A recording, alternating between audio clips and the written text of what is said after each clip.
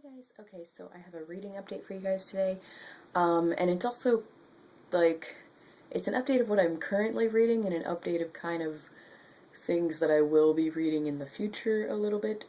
The first thing that I'm reading is Sweetness at the Bottom of the Pie by Alan Bradley, and I bought this at the end of 2013 or like maybe in October, and I started it and I was loving it, but then work got crazy and I stopped wanting to read for a while. Like all I wanted to do was come home and watch TV and like de-stress and not have to focus.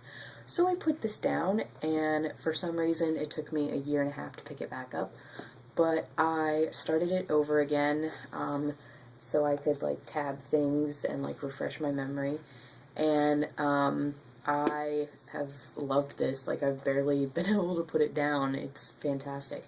So I'm on page 226, and I'm hoping that I can finish this today because I will have about 3 hours of reading time before I go out with a friend, and then obviously like I'll have time to read when I get home. So yeah, hopefully I'll finish this today. And then the other thing that I want to finish today after I finish that is A Thousand Mornings, which is a poetry collection by Mary Oliver.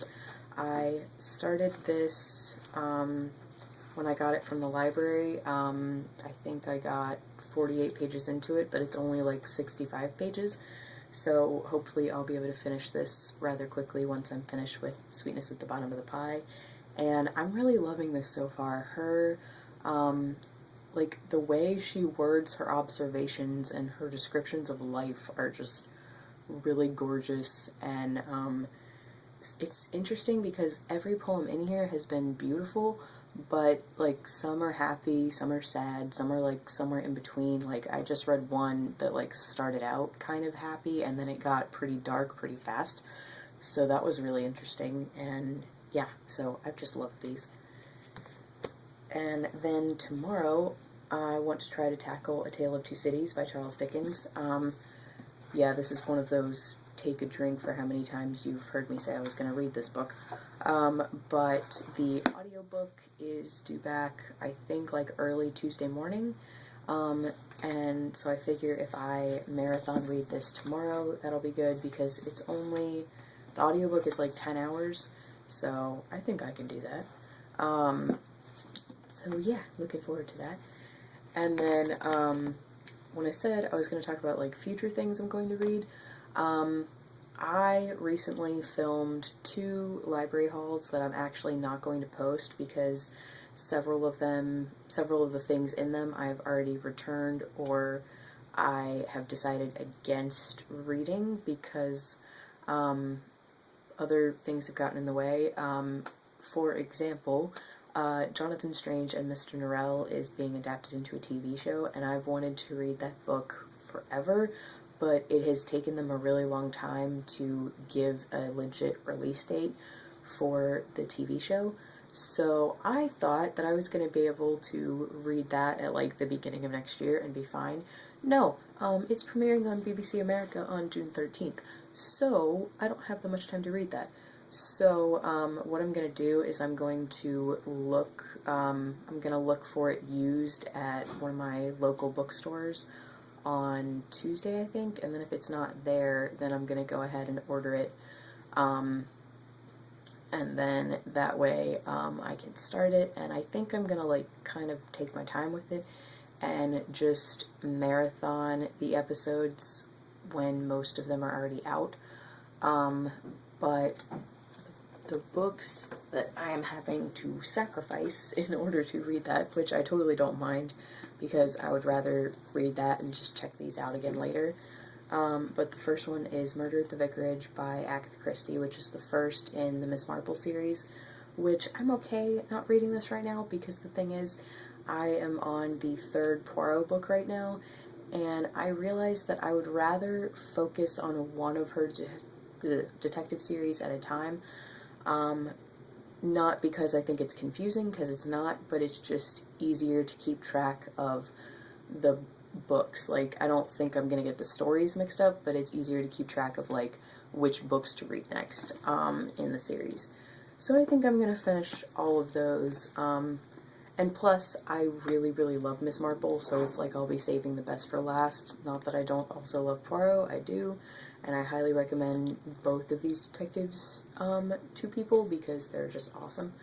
But yeah, so I'm going to start this some other time, like probably next year. And then we have Glimmer in the Glass by Mary Robinette Kowal, and this is the second in the Glamorous histories, and I am actually reading Shades of Milk and Honey later this month with Caitlin over at KDG, but I just realized that it would be easier to finish this series probably like sometime next year, and then that way I can read Jonathan Strange and Mr. Norrell.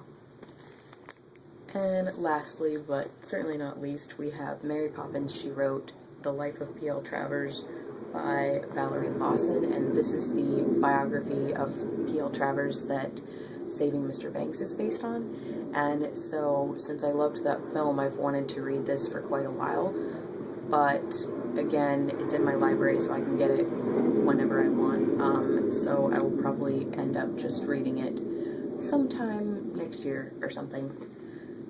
And I might also send back Poirot and Me by David Suchet. I'm not really sure.